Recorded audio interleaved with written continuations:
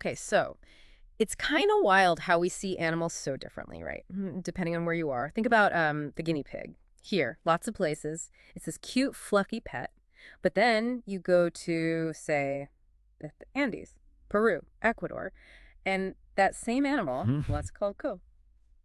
And it's not a pet, it's food. A really important dish, actually, with tons of history and meaning. Exactly.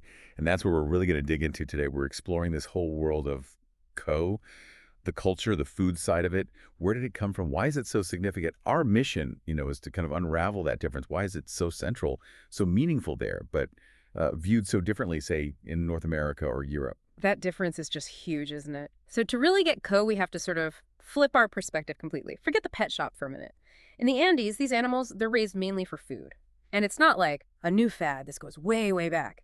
We're talking Inca Empire times, like over 500 years ago. Some people say even further back, maybe 12th century. What's the deal with those ancient roots? Was it always just, dinner? Well, what's fascinating here is it was so much more than just a meal, even back then. Hmm. The Incas, they didn't just farm them for food.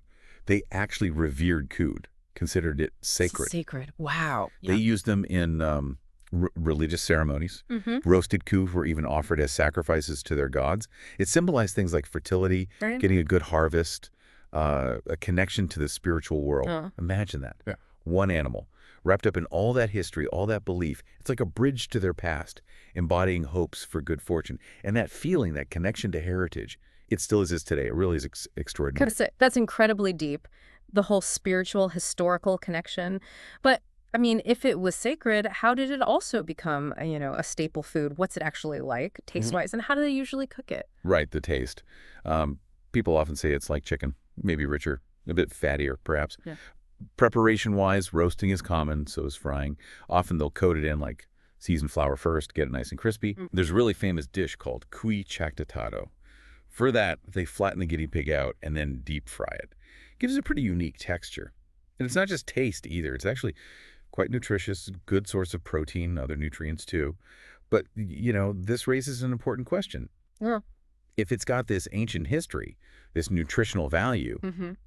why isn't it eaten all the time? Why is it a special occasion food? That's a really good point. You don't just whip up some K on a Tuesday night then. Exactly. No, it's not an everyday thing for most people. It's reserved for the big moments, large family get-togethers, community festivals, weddings are a big one. Sure. Cuis asado, that's roasted guinea pig, became this real symbol at weddings, symbolizing love, Mhm. coming together, celebrating. It's food that marks an important event, honors tradition.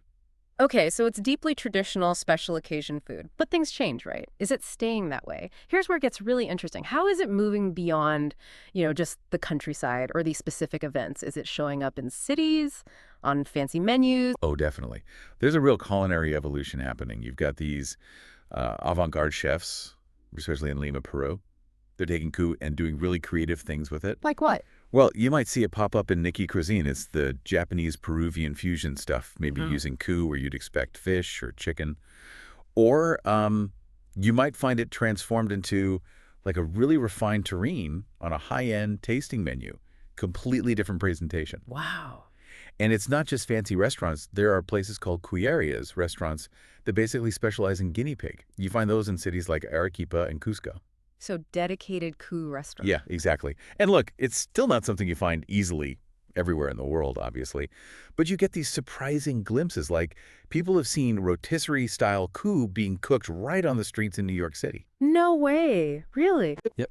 So it's definitely reaching beyond its traditional Andean home. If we connect this to the bigger picture, Mm-hmm. it shows how even a really traditional food can adapt, find new forms, new audiences, even while it absolutely remains this hugely significant, widely recognized dish, primarily in Peru and Ecuador, with their shared Andean food culture. Okay, so we've really unpacked this quite a bit. We started with that kind of jarring contrast, pet versus plate.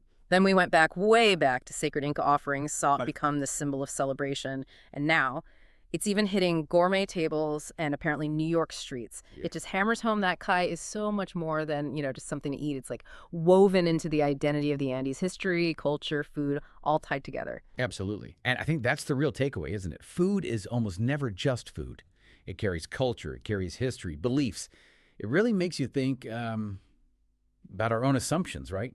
What we think is okay to eat, or even delicious.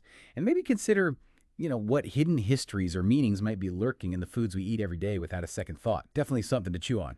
Smash that like button and make sure to subscribe. Squeak!